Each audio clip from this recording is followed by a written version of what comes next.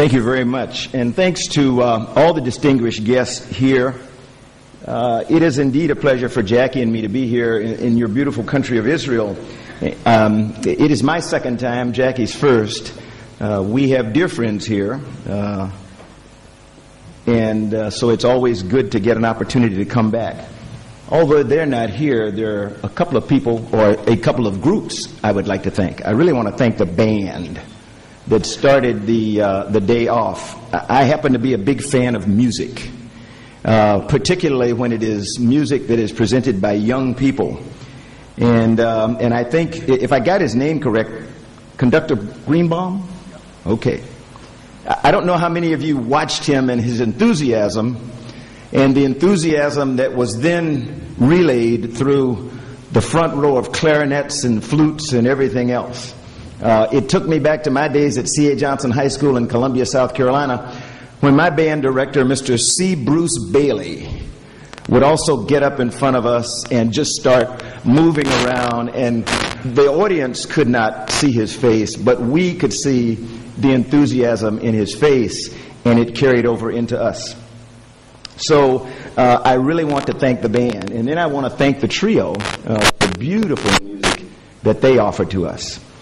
I think those of you who are from Israel understand or know that the first song that the band chose to play was Tomorrow, a song about the future and a song about hope and dreaming.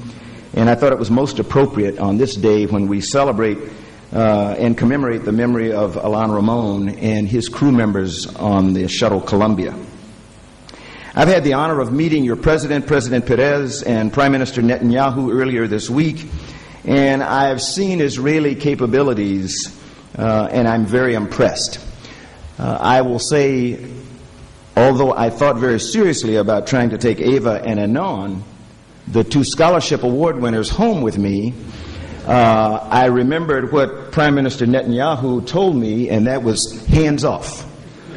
That he is very interested in exchange programs with the United States, but he wants his citizens back.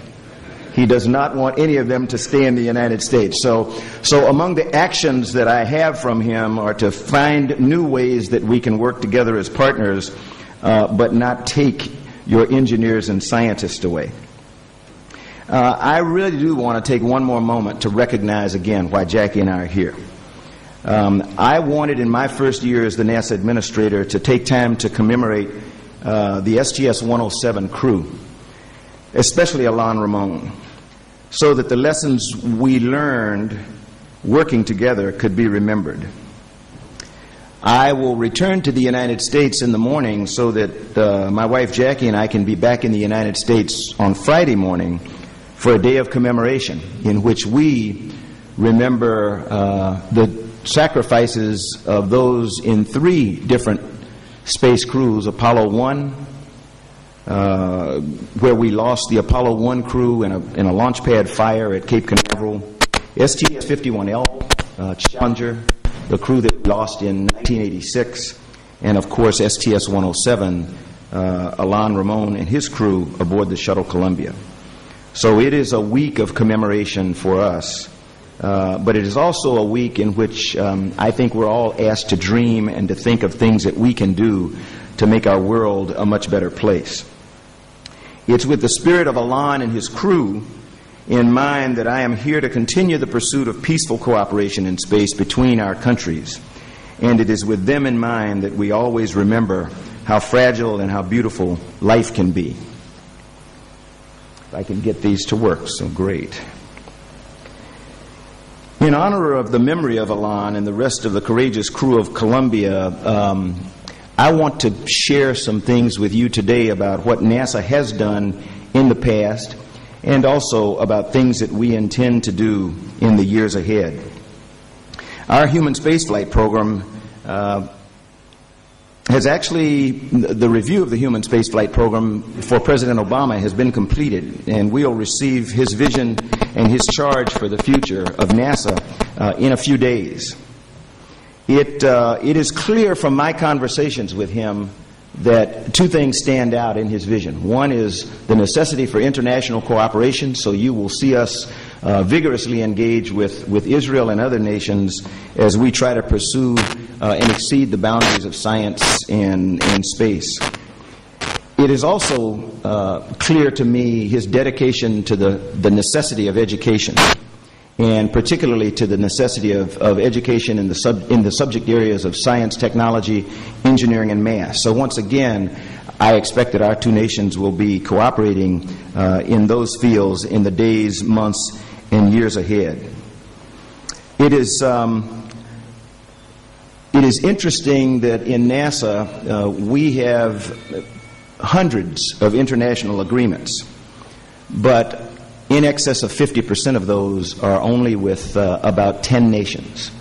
And it is my desire that we extend or expand our international cooperation to what I call non-traditional partners, so that we can reach out to smaller nations that have a desire to become members of spacefaring nations, but may not have the physical assets or the wealth to do so. So in the coming years, you will see that we will try to extend our cooperation with what I call non-traditional partners. Let me review for you a little bit about NASA's over 50-year history now. Some of our objectives are to expand scientific understanding of Earth and the universe in which we live. Many of you know that Alon was involved in an experiment to understand the aerosols of the desert, the dust of the desert, and the impacts that it has on other parts of the world. And I reflect back on my very first space shuttle mission, and General Chilton, sitting down here in the third row, can probably remember also, as we passed across the many deserts of the world. And each of them are very distinct. Each of them has its own unique color. But what was most interesting, particularly passing over the Sahara and the deserts of the Middle East, were to see the massive plumes of dust that would be kicked up some days and would drift across the Atlantic Ocean, headed to the North American continent and the South American continent. And that it is those kinds of studies that will help us understand much more about our planet. We also need to extend and sustain our human and robotic presence across our solar system, and that means we have to be there. We are hopeful of extending the life of the International Space Station into the year 2020 and with our international partners, and I think that we want to expand its utilization so that we can use it as a platform from which we can further study our Earth. We want to share the results of NASA's missions to inspire American and now, even more importantly, international public to encourage scientific literacy and to foster innovation and a strong national economy. We want to promote international and commercial participation in exploration.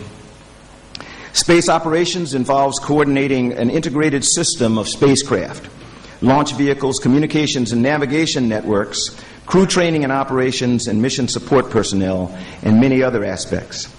It involves primarily today the International Space Station and the Space Shuttle. But in the future, beginning at the end of this year, when we retire the Space Shuttle, the future will include commercial and international vehicle operations. It takes many people from a variety of cultures working as a team to make this all come together. The Space Shuttle, as I mentioned, will retire at the end of this year. We have 5 flights remaining. Our next scheduled flight is not this coming, but next Sunday a week, February 7th.